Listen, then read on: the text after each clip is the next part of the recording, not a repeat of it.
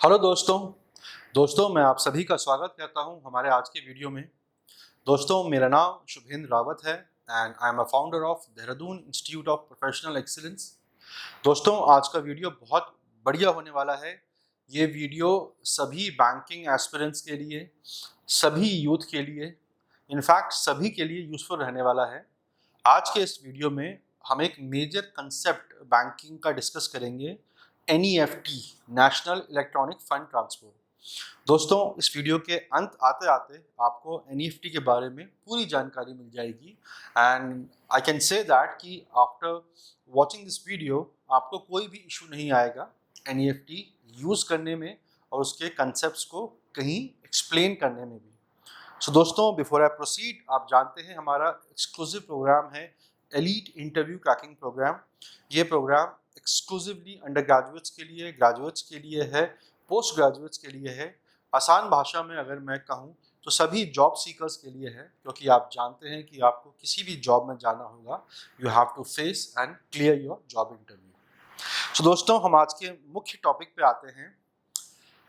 दोस्तों national electronic fund transfer. दोस्तों आपने NEFT का नाम तो सुना ही होगा, आप में से कई लोगों ने NEFT को यूज़ भी किया होगा। इसके साथ साथ आपने RTGS के बारे में, IMPS के बारे में और UPI के बारे में भी सुना होगा।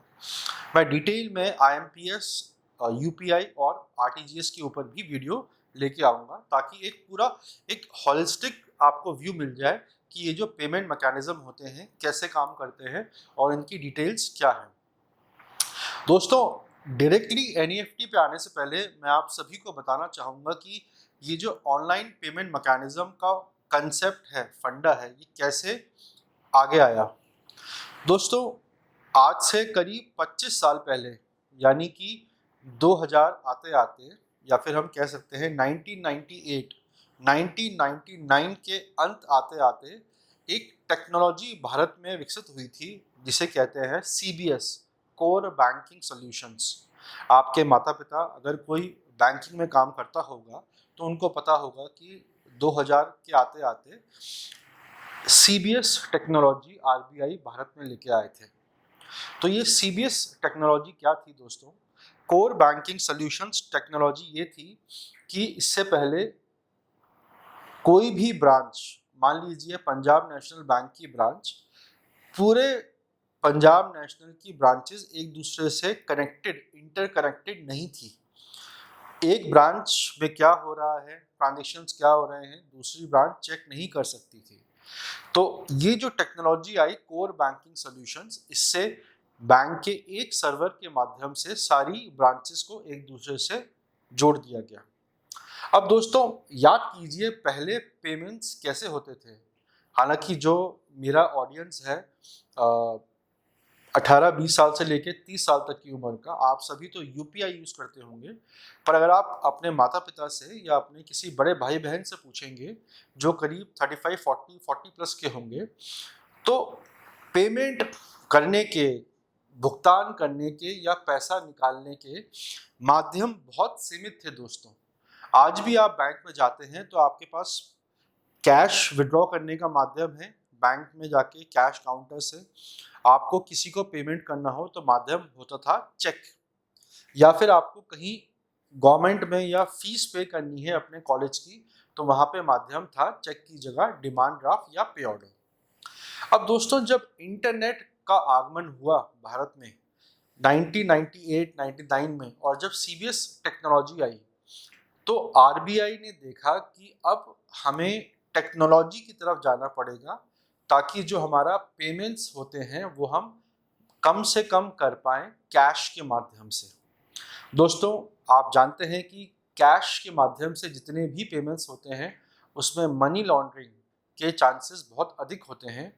तो NEFT लाया गया रिजर्व बैंक ऑफ इंडिया के द्वारा ताकि हम कैशलेस ट्रांजैक्शन, कैशलेस इकोनॉमी की तरफ बढ़ सके। अब दोस्तों नेशनल इलेक्ट्रॉनिक फंड ट्रांसफर एक पेमेंट मैकेनिज्म है जिसको RBI कंट्रोल करता है। ये डेवलप भी RBI की एक बॉडी के द्वारा ही हुआ है, और आप जानते हैं जैसे कि भारत में एंटायर बैंकिंग इंडस्ट्री को गवर्न, कंट्रोल और regulate Reserve Bank of India ही करता है। सो दोस्तों, आसान भाषा में हम अगर NEFT को समझेंगे, अगर आपको पैसा भेजना होता है एक बैंक से दूसरे बैंक में, तो आप NEFT टेक्नोलॉजी का यूज़ करते हो।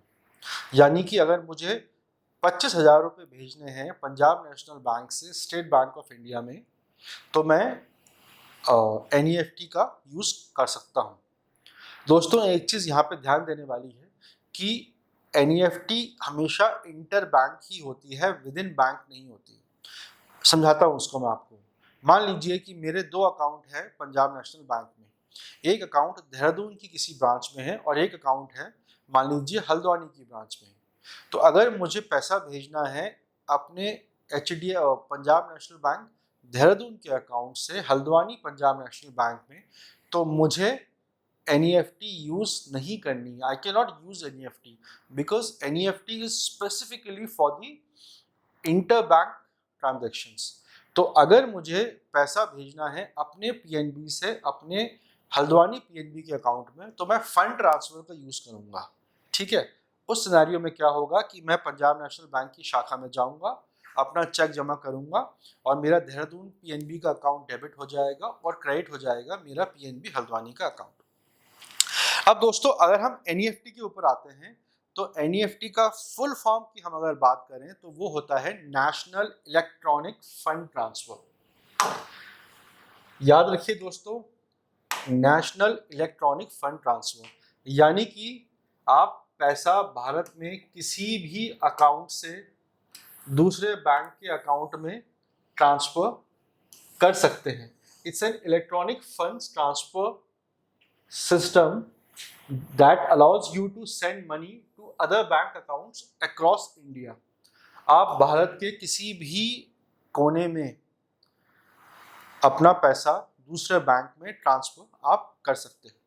अब मान लीजिए कि मेरा अकाउंट है देहरादून HDFC बैंक में और मुझे पैसा भेजना है चेन्नई की किसी की शाखा में, ICICI बैंक की शाखा में, तो I can use the services of national electronic fund transfer. देखिए दोस्तों, टेक्नोलॉजी कैसे कैसे चेंज हुई। अभी पहले हम कैश यूज करते थे मैक्सिमम, साथ साथ चेक और डिमांड ड्राफ्ट यूज करते थे। फिर टेक्नोलॉजी आई CBS, उसके माध्यम से आया आपका NEFT, फिर आया RTGS, फिर आया IMPS, फिर आया UPI। तो जो मैं आने वाले समय में RTGS, IMPS और UPI के ऊपर भी वीडियो लेके आऊँगा, तो आप एक पूरा कनेक्शन जोड़ पाएंगे कि RBI का उद्देश्य क्या है कि हम जितनी जल्दी हो सके स्पीडी ट्रांजैक्शन की तरफ बढ़े और कैशलेस अर्थव्यवस्था की तरफ हम बढ़ पाए। दोस्तों, NEFT पूर्ण रूप से सेफ है, तेज है और कॉस्ट इफेक्टिव है।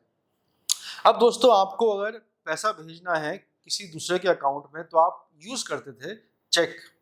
तो आप चेक जमा कर रहे हैं, आपको अपने किसी वेंडर को पेमेंट करना है, आपने 1 लाख का चेक दिया, वो चेक लेके अपने बैंक में जाएगा, अपना बैंक, उसके बैंक वाले चेक को स्टडी करेंगे, फिर वो क्लियरिंग हाउस में चेक को भेजेंगे।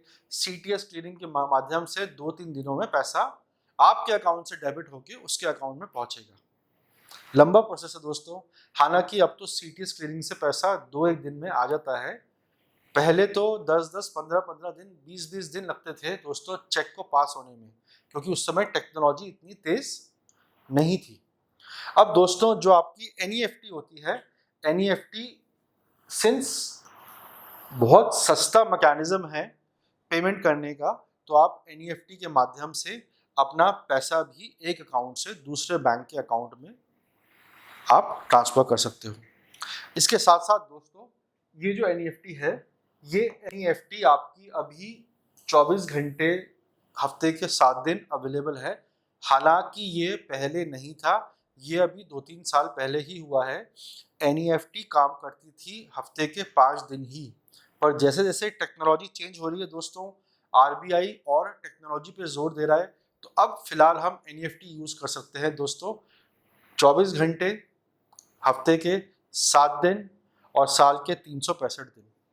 दोस्तों, NEFT यूज करने के 2 तरीके हैं। पहला तरीका है ऑफलाइन, आप जाते हैं अपनी शाखा में, बैंक में, और वहाँ पे NEFT फॉर्म भरते हैं, चेक देते हैं और फिर आप पेमेंट करते हैं। दूसरा माध्यम होता है ऑनलाइन। अगर आप में से कोई इंटरनेट बैंकिंग यूज करता है तो वहां से भी आप एनईएफटी का आसानी से प्रयोग कर सकते हैं। Transferred are settled in a secure manner. अब दोस्तों, पहले हम लोग डरते थे कि हम पैसा ऑनलाइन भेजेंगे तो क्या पैसा सेफ रहेगा, क्योंकि हम लोग तो कैश के आदी थे या फिर हम लोग यूज टू थे दोस्तों चेक के। पर दोस्तों, एनईएफटी से आपका पैसा पूर्ण रूप से सिक्योर सेफ माध्यम से जाता है। जैसे कि मैंने बताया आपको कि कंप्लीटली आरबीआई की कंट्रोल और रेगुलेशन में एनईएफटी का डेवलपमेंट हुआ और अभी भी सारा रेगुलेशन, सारा management Reserve Bank of India ही करता है। अब दोस्तों, आगे हम देखते हैं कि अगर हमें भुगतान करना होगा, मान लीजिए मुझे किसी को पेमेंट करना है, ठीक है, मुझे मान लीजिए कोई मेरा क्लाइंट है आशीष नाम से, मुझे आशीष को पेमेंट करना है, मेरा अकाउंट पंजाब नेशनल बैंक में है, आशीष का account state bank of India में है।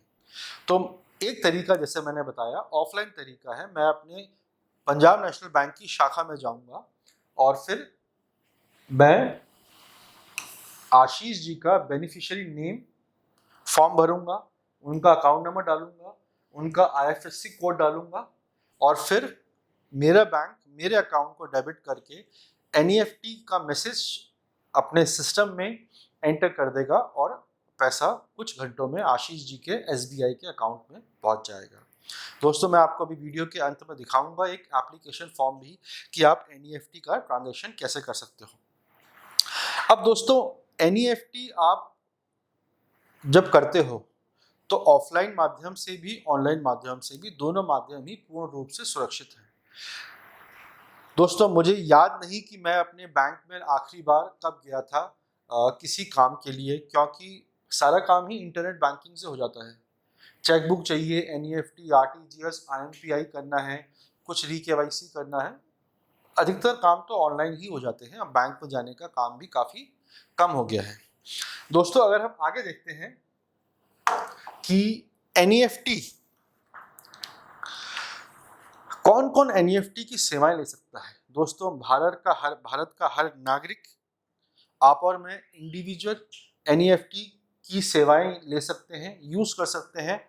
कोई भी बिजनेस एंटिटी, आपका सोल प्रोप्राइटरशिप अकाउंट है, आपका करंट अकाउंट है, आपका पार्टनरशिप अकाउंट है, आपका पब्लिक लिमिटेड कंपनी अकाउंट है, प्राइवेट लिमिटेड कंपनी अकाउंट है, ट्रस्ट है, हर कोई एनईएफटी को यूज कर सकता है पेमेंट के लिए। दोस्तों, इंडिविजुअल्स, फर्म्स एंड कॉर्पोरेशंस, जैसे मैंने कहा कि आप लोग कोई भी एनईएफटी को यूज कर सकता है, चाहे आपका सेविंग अकाउंट हो, चाहे आपका करंट अकाउंट हो, चाहे आपका कॉन्स्टिट्यूशन कुछ भी हो, proprietorship, partnership, company, private, public company, Hindu undivided family, trust, society, association, government accounts, आप कहीं भी अपना यूज कर सकते हो। अब दोस्तों, ये जो टेक्नोलॉजी है, ये जो पेमेंट मैकेनिज्म आया, ये डेवलप किसने किया?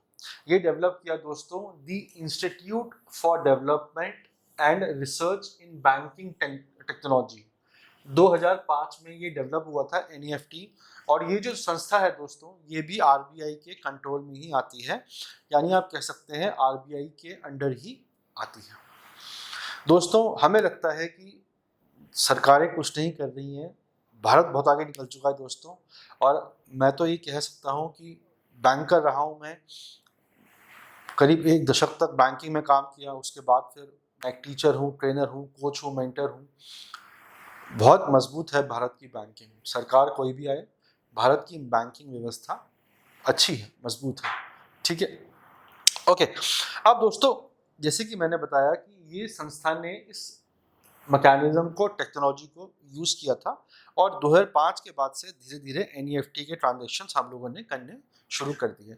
अब तो मेरे ख्याल से हम सभी अवगत हैं, आसानी से हम यूज कर लेते हैं एनईएफटी के ट्रांजैक्शंस को। दोस्तों, मिनिमम कुछ नहीं है और मैक्सिमम लिमिट एनईएफटी की कुछ नहीं है, यानी कि आप 10 रुपये, 100 रुपये से भी अपने ट्रांजैक्शन कर सकते हो, और मैक्सिमम लिमिट भी आपकी एनईएफटी की कुछ नहीं है। अब दोस्तों, जब आप पेमेंट करते हो, यानी कि जब मैंने अपना एनईएफटी का पेमेंट कर दिया ब्रांच के माध्यम से या इंटरनेट बैंकिंग ऑनलाइन चैनल के माध्यम से, तो हमें आ जाता है मैसेज, जिसे हम कहते हैं एसएमएस अलर्ट। हमें एसएमएस अलर्ट आ जाता है और हम एसएमएस अलर्ट के माध्यम से हमें मालूम पड़ जाता है कि हमारे अकाउंट में पैसा आ गया है, क्रेडिट हो गया है या डेबिट हो गया है। अगर हमें पैसा, किसी ने मेरे अकाउंट में एनईएफटी कराई है तो पैसा मुझे मिल जाएगा, अगर मैंने कराई है तो मेरे अकाउंट से डेबिट हो जाएगा। अब दोस्तों, जैसे मैंने बताया कि एनईएफटी आपकी 24/7 काम करती है और ये 30 मिनट के बैचेस में काम करती है। यानी कि अगर हम एग्जाम्पल लेके समझें, दिन के 12 बजे अगर किसी ने ट्रांजैक्शन इनिशिएट किए, ठीक है, 12:01 पे, तो 12:01 से लेके 12:29 के बीच में जितने भी ट्रांजैक्शन होंगे वो सारे 12:30 के बैच में जाएंगे।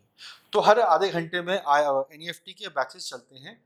हालांकि पहले ये बैच साइज था ज़्यादा, पर अब जब से टेक्नोलॉजी और स्विफ्ट हो गई है, फास्ट हो गई है, तो ये बैच साइज 30 मिनट के हो गए हैं, आधे घंटे के हो गए हैं, हाफ आवर्ली हो गए हैं। तो हर आधे घंटे में बैचेस चलते हैं और आपका ट्रांजैक्शन एक क्यू में आके ट्रांजैक्शन रन हो जाता है।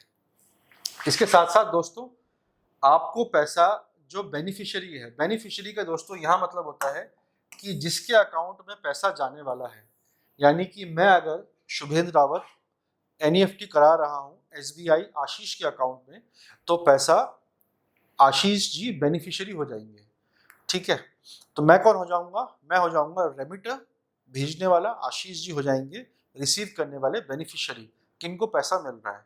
तो अधिकतम दोस्तों देखा जाता है कि 2 घंटे के अंदर पैसा आपके अकाउंट में पहुंच जाता है। कई सिनेरियो में दोस्तों 2 घंटे से पहले पहुंच जाता है, बट अमूमन on average time is 2 hours. 2 घंटे के अंदर पैसा आपके पास पहुंच जाएगा।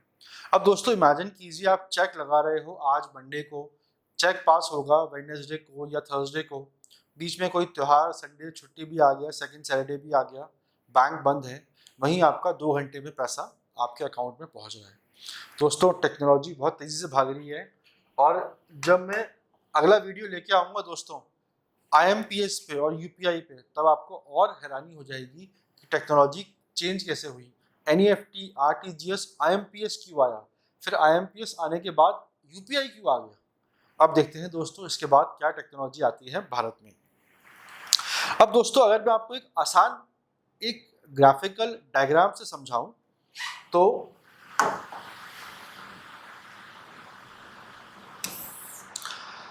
हम मान लेते हैं कि कोई कस्टमर है, ठीक है, इनका नाम है शुभ, SHUBH। इनका अकाउंट है पंजाब नेशनल बैंक में। इनको 1 लाख रुपीस क्या कराने हैं? एनईएफटी कराने हैं, ठीक है जी। अब जो कस्टमर है शुभ, ये अपने बैंक में गया, पंजाब नेशनल बैंक में, इन्होंने एनईएफटी का फॉर्म भरा। एनईएफटी का फॉर्म भरने के बाद इन्होंने एप्लीकेशन काउंटर पे जो बैंक के अधिकारी है उनको एप्लीकेशन फॉर्म और अपना चेक दे दिया। जो बैंक के अधिकारी हैं उन्होंने सारा चेक देखा, उन्होंने एप्लीकेशन फॉर्म देखा, सब कुछ ठीक था। उन्होंने अब अपना सिस्टम ओपन किया जो कोर बैंकिंग सोल्यूशन से कनेक्टेड होता है।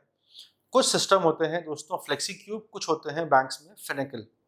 उन्होंने मान लीजिए अपना सिस्टम फिनेकल ओपन किया, फिनेकल में उन्होंने कमांड टाइप करी, मेरा अकाउंट डेबिट हुआ, ठीक है। इमीडिएटली जैसे मेरा अकाउंट डेबिट हुआ, चला गया मैसेज, ये पूलिंग सेंटर है, यानी कि ये पीएनबी का आप मान सकते हैं एक एनईएफटी सेंटर हो गया ये, ठीक है। तो जितने भी मैसेज गए पीएनबी के पूलिंग सेंटर को पूरे इंडिया में, पूरे इंडिया से, तो वो मैसेज यहाँ पहुँच गए, ठीक है जी, कि शुभेंद्र रावत के अकाउंट को डेबिट किया है और इस बेनिफिशियरी को फला फला बैंक में पैसा जाना है। मैं दोबारा आपको सुना देता हूँ दोस्तों। शुभ कस्टमर अपने बैंक में गया, एप्लीकेशन फॉर्म भरा, चेक दिया एनईएफटी के लिए, बैंक के अधिकारी ने सारा एनईएफटी फॉर्म चेक किया। चेक करने के बाद उन्होंने कमांड डाल दी सिस्टम में कि 1 लाख रुपए डेबिट होना चाहिए शुभ के अकाउंट से। और जब उन्होंने अकाउंट डेबिट किया शुभ कस्टमर का, तो वो मैसेज कमांड होती है, कमांड गई पीएनबी के पूलिंग सेंटर में। इसको हम आसान भाषा में पीएनबी का एनईएफटी सेंटर भी कह सकते हैं। तो जितनी भी ब्रांचेस से सारे एनईएफटी के मैसेजेस गए इनके पास, इन्होंने मैसेज आरबीआई के माध्यम से क्लियरिंग सेंटर, जो आरबीआई का जो डिपार्टमेंट है, जो एनईएफटी का सारा ट्रांजैक्शन मैनेज करता है, उनके पास चला गया मैसेज। ठीक है, उन्होंने मैसेज फर्दर आगे जो बेनिफिशियरी अकाउंट है, बेनिफिशियरी अकाउंट क्या है, एसबीआई में जाना है पैसा, कस्टमर का नाम है आशीष। यहाँ मैसेज गया, उन्होंने मैसेज वेरीफाई करके मैसेज डाल दिया एसबीआई के एनईएफटी डिपार्टमेंट को, एनईएफटी पूलिंग सेंटर को, एनईएफटी डिपार्टमेंट को, और फिर एसबीआई के डिपार्टमेंट ने पैसा क्रेडिट कर दिया 1 लाख रुपीस कस्टमर आशीष के अकाउंट में। तो दोस्तों, ये आसान भाषा में मैंने आपको समझाने की कोशिश करी है कि एग्जैक्टली आपकी एनईएफटी काम कैसे करती है। जो सेंडर बैंक होता है, ठीक है, जो सेंडर बैंक होता है, कस्टमर उनके पास जाता है, ऑनलाइन माध्यम से या ऑफलाइन माध्यम से अपना मैसेज देता है, और फिर वो कमांड रन करते हैं अपने एप्लीकेशंस में, बैंक वाले सिस्टम में। फिर वो जाता है सेंडर बैंक के पूलिंग सेंटर में, आप कह सकते हैं उस बैंक का एनईएफटी सेंटर। वहाँ से जाता है मैसेज आरबीआई के क्लियरिंग एनईएफटी सेंटर में, वहाँ से वो जाता है मैसेज जिस बैंक में पैसा जाना है वहाँ पे पैसा। सब कुछ दोस्तों इलेक्ट्रॉनिक मोड से कमांड जा रही है, ठीक है। और फिर मेरा शुभ का अकाउंट 1 लाख से डेबिट हुआ और आशीष का अकाउंट 1 लाख रुपए से क्रेडिट हो गया। मेरा अकाउंट था पंजाब नेशनल बैंक में, आशीष का अकाउंट था एसबीआई में, ठीक है। 1.5 से 2 घंटे के अंदर दोस्तों पैसा क्रेडिट हो गया। दोस्तों, अगर हम आगे बात करें चार्जेस की, तो दोस्तों एनईएफटी के चार्जेस डिपेंड करते हैं बैंक टू बैंक। जैसे कि मैंने आपको एक इंटरनेट से मैंने देखा था पीएनबी का, तो आई थिंक 2 रुपये प्लस जीएसटी है अगर आप करते हैं एनईएफटी 10,000 के अमाउंट तक। 10 से 1 लाख के बीच में है 10 रुपये प्लस जीएसटी, और 1 लाख से 2 लाख के बीच में है 12 रुपये जीएसटी, और 2 लाख से ऊपर आप करते हैं तो 20 रुपये प्लस जीएसटी। अब ऑनलाइन माध्यम पे दोस्तों कोई चार्जेस नहीं है, पर कई बैंक हैं जो ऑनलाइन माध्यम पे भी चार्जेस ले लेते हैं प्लस जीएसटी, ठीक है। तो ये मैं आपको ओवरऑल बता रहा हूँ कि चार्जेस कैसे बैंक लेता है। जैसे ही आपकी एनईएफटी होती है दोस्तों, उसी समय आपके अकाउंट से चार्जेस भी डिडक्ट हो जाते हैं। देखिए दोस्तों, बैंक बैठा ही है अपना पैसा कमाने के लिए, ठीक है। बैंक मोटा मोटा हर चीज़ के हमसे चार्जेस ले लेता है। दोस्तों, आपके सामने मैंने एप्लीकेशन फॉर्म शेयर किया है स्टेट बैंक ऑफ इंडिया का। अब दोस्तों, स्टेट बैंक ऑफ इंडिया का एप्लीकेशन फॉर्म आप देख रहे होंगे, तो आपको अपनी डिटेल्स कैप्चर करनी है, आपका अकाउंट नंबर कैप्चर करना है, अपना नाम, जिस ब्रांच में अकाउंट है ब्रांच कोड, कितना अमाउंट ट्रांसफर करना है, फिर बेनिफिशियरी अकाउंट। बेनिफिशियरी अकाउंट दोस्तों, जैसे मैंने बताया कि वो अकाउंट होता है जिस अकाउंट में पैसा जाना चाहिए, जहाँ पे आप पैसा भेजना चाह रहे हो, बेनिफिशियरी अकाउंट, राइट। आपने इसके साथ साथ दोस्तों आपको अपने चेक भी देना होता है, हालांकि बैंक टू बैंक प्रोसेस थोड़ा बहुत वेरी कर जाता है। आप अपने अकाउंट पर चेक देते हो और एनईएफटी फॉर्म भरते हो, और फिर जैसे मैंने आपको सिस्टम बताया, बैंक आपका अकाउंट डेबिट करता है अपने सिस्टम के माध्यम से। वो कमांड जाती है उस बैंक के एनईएफटी सेंटर के पास, वहाँ से वो मैसेज कन्वे होता है। सब कुछ इलेक्ट्रॉनिकली चल रहा है, जा रहा है मैसेज आरबीआई एनईएफटी सेंटर के पास, वहाँ से बेनिफिशियरी बैंक के पास, और वहाँ से बेनिफिशियरी के अकाउंट में पैसा गिर जाता है। दोस्तों, आई होप यहाँ तक आपको डिटेल में क्लैरिटी मिली होगी कि एनईएफटी क्या होती है। दोस्तों, मैं खुद देख रहा हूँ 2007-8 के आसपास जब मैंने अपना करियर स्टार्ट किया था, तो मैंने एनईएफटी यूज़ करनी स्टार्ट की थी। आई थिंक 9 में या 8 में स्टार्ट की थी। उसके बाद हायर अमाउंट के लिए आरटीजीएस आ गए। उसके बाद मुझे याद है कि हम लोग फेस करते थे इशू की यार ऑनलाइन पेमेंट्स करने हैं, पर या सैटरडे है या दिवाली है, होली है, बॉम्बे बंद है तो सैटरडे संडे को ट्रांजेक्शन नहीं होंगे NEFT के। उसके लिए दोस्तों IMPS RBI लेके आया, IMPS लेके आया। मैं आने वाले समय में दोस्तों उस पर भी वीडियो लेके आऊँगा। IMPS लेके आया दोस्तों RBI। उसके बाद मोबाइल फ़ोन्स का ज़माना आ गया, 2000 आई थिंक 12-13 में स्मार्टफोन्स का ज़माना आ गया। और दोस्तों फिर तो UPI टेक्नोलॉजी आ गई। ठीक है, तो मैं आपके लिए डिटेल में लेके आऊँगा वीडियो दोस्तों, RTGS का, IMPS का और UPI का भी। उद्देश्य ये है दोस्तों कि मैं आप सभी के लिए मजबूत कंटेंट ला पाऊँ, ताकि जो मेरा बेसिकली मेरा जो ऑडियंस है वो तो स्टूडेंट ही है, पर बाकी सभी के लिए भी जो मेरे कंटेंट है वो यूज़फुल रहते हैं। दोस्तों आप जानते हैं कि हमारा एक्सक्लूसिव प्रोग्राम है जिसमें हम स्टूडेंट्स को बहुत मजबूती से तैयारी कराते हैं ताकि हमारे स्टूडेंट्स अपना इंटरव्यू फेस कर पाएँ। दोस्तों मेरे चैनल पे आपको बहुत सारे वीडियो मिलेंगे इंटरव्यू के रिगार्डिंग, आप उनको गो थ्रू कर सकते हैं। अगर आप दोस्तों हमारा प्रोग्राम ज्वाइन करना चाहते हैं या आप मुझसे फेस टू फेस बात करना चाहते हैं तो मेरी आपको रिक्वेस्ट रहेगी कि आप हमें कॉल कीजिए। This is a calling number 8433478919।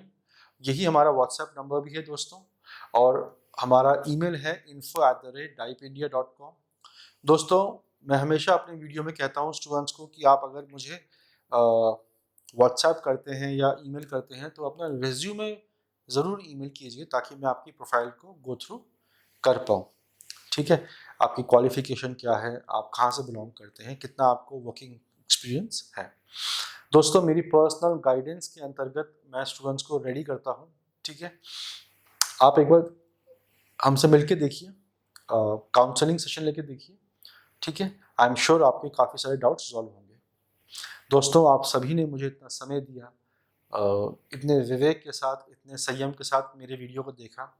दोस्तों आखिर में अगर आपको मेरा वीडियो ये पसंद आया, आज का वीडियो, और मैं एक कंक्रीट मजबूत इन्फॉर्मेशन नॉलेज आपको दे पाया हूँ, तो आप हमारे वीडियो को दोस्तों लाइक कीजिए, मेरे इस चैनल को सब्सक्राइब कीजिए। दोस्तों अगर आपको लगता है कि मेरे चैनल पे कंटेंट इन्फॉर्मेटिव है तो अपने फ्रेंड्स को शेयर कीजिए ताकि हमारे भी दोस्तों रीच बढ़े। ठीक है, और अब हमारे चैनल को सब्सक्राइब दोस्तों ज़रूर कीजिएगा। थैंक यू सो मच दोस्तों इतना समय देने के लिए। I wish you all the very best. जय हिंद।